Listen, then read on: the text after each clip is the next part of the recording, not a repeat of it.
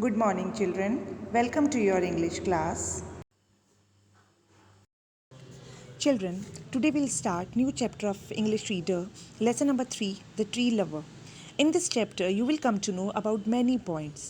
Children आज हम अपना lesson number 3 the tree lover start करेंगे. इस चैप्टर में आप बहुत सारे पॉइंट्स के बारे में जानेंगे जो कि हैं like plants have feelings, plants grow better if they get light and warmth, कि प्लांट्स में भी फीलिंग्स होती हैं. अगर प्लांट्स को प्रॉपर लाइट और वार्मथ मिले तो वो बेटर ग्रो कर सकते हैं. Plant show they care for people who look after them, और जो लोग प्लांट्स की टेक केयर करते हैं प्लांट्स भी उनके लिए अफेक्शन शो करते हैं. Music helps plants to grow faster, music भी प्लांट्स को फास्टर ग्रो करने में हेल्प करता है. We get rainfall if there are many trees around us, अगर हमारे आसपास बहुत सारे ट्रीज़ होंगे तो रेनफॉल भी बहुत अच्छे से होती है. Deserts can be stopped if trees are planted, और अगर हम अच्छे से ट्रीज़ को प्लांट करें ज़्यादा से ज़्यादा तो डेजर्ट्स को भी स्टॉप किया जा सकता है. Let us read the story of a man who believes that a time will come when the trees start moving. Children, आइए एक ऐसे मैन की स्टोरी पढ़ते हैं जिन्हें विश्वास था कि एक दिन ऐसा आएगा जब ट्रीज भी मूव करना स्टार्ट कर देंगे. This lesson is written by Ruskin बॉर्न. Now the narrator explains that one morning when I was sitting beside grandfather on the veranda steps, I noticed the tendril of a creeping vine trailing across the steps. As we sat there in the soft sunshine of a North Indian winter, I saw the tendril moving very slowly towards grandfather. We gazed it in fascination.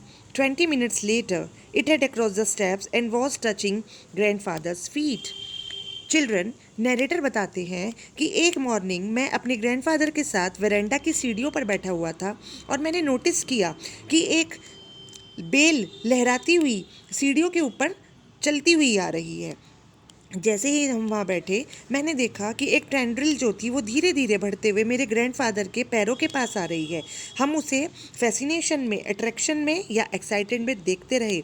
20 minutes के बाद उसने सारी सीढ़ियों को पार करके मेरे grandfather के पैरों को टच करना स्टार्ट कर दिया था.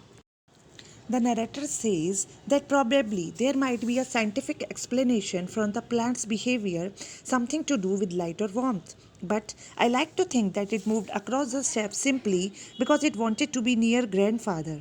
One always felt like drawing close to him. Sometimes when I sat by myself beneath a tree, I would feel rather lonely. But as soon as grandfather joined me, the garden became a happy place and the tree itself more friendly. Narrator बताते हैं कि probably कोई scientific explanation भी हो सकती है plants के behaviour के लिए कि वो अगर उन्हें प्रॉपर लाइट और वार्मथ मिले तब भी वो इस तरह से मूव करना स्टार्ट कर सकते हैं. लेकिन जब भी मैं नरेटर एक्सप्लेन्स कि जब भी मैं ट्रीज़ के पास बैठता था तो मैं अपने आप को अकेला फील करता था, लेकिन जैसे ही ग्रैंडफादर के साथ में ज्वाइन करता था तो गार्डन एक हैप्पी प्लेस में कन्वर्ट हो जाता था और ट्रीज़ मुझे और भी ज़्यादा फ्रेंडली लगते थे. Grandfather had served many years in India and it was natural that he should know and understand and like trees. Grandfather ने इंडिया में बहुत सारी ईयर्स स्पेंड किए हैं और ये नेचुरल था कि वो ट्रीज़ को बहुत अच्छे से समझ पाते थे और उन्हें पसंद करते थे. On his retirement, he had built a bungalow on the outskirts of the town of Dehra, planting trees all around it: lime, mango, orange, guava, laburnum, jacaranda, and sweet-scented magnolias. In Dehra's fertile valley, plants and trees grew tall and strong. अपने retirement पर उन्होंने देहरा के बाहरी ज़मीन के आसपास अपना एक बंगला बनाया था और उसमें बहुत सारे ट्रीज़ प्लांट किए थे जैसे कि lime, mango, orange, guava etcetera. Dehra की वैली इतनी फर्टाइल थी बच्चों, वहाँ की मिट्टी इतनी उपजाऊ थी कि वहाँ पर ट्रीज़ और प्लांट्स बहुत लंबे और स्ट्रॉन्ग ग्रो करते थे. Grandfather was about 60, a lean, active man who still rode his bicycle at a good speed. He had stopped climbing trees only the year before. Narrator बताते हैं कि उनके ग्रैंडफादर 60 ईयर्स के एक एक्टिव मैन थे जो कि अभी भी अच्छी स्पीड पर बाइसिकल चलाते थे. उन्होंने पेड़ों पर क्लाइंब करना भी अभी कुछ ही साल पहले छोड़ा है. Now the narrator tells about his grandma. He says, my granny did not mind trees, but she preferred her flower garden and was always writing letters, ordering seeds and seed catalogs. Writer बताते हैं कि उनके granny को trees अच्छे लगते थे, लेकिन वो हमेशा अपने फ्लावर गार्डन को ही प्रेफर करती थी. वो हमेशा सीड्स के लिए, सीड कैटलॉग्स के लिए लेटर्स लिखती रहती थी। Grandfather helped her with the gardening, not because he was crazy about flower gardens, but because he liked watching butterflies.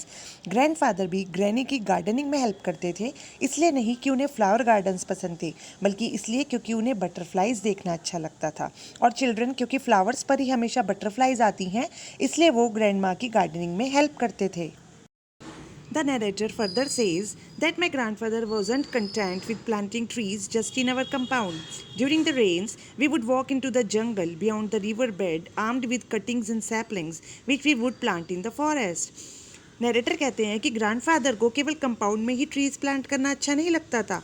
मैं उनके साथ जंगल में चले जाता था, रिवर बेड के बराबर में जो जंगल होते हैं वहाँ चले जाते थे और वहाँ पर भी हम फॉरेस्ट में ट्रीज प्लांट करते थे।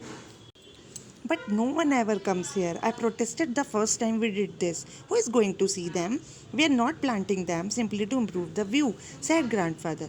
मैंने पहली बार में विरोध किया कि हम ये यहाँ पर क्यों कर रहे हैं, कोई यहाँ पर इनको देखने नहीं आता।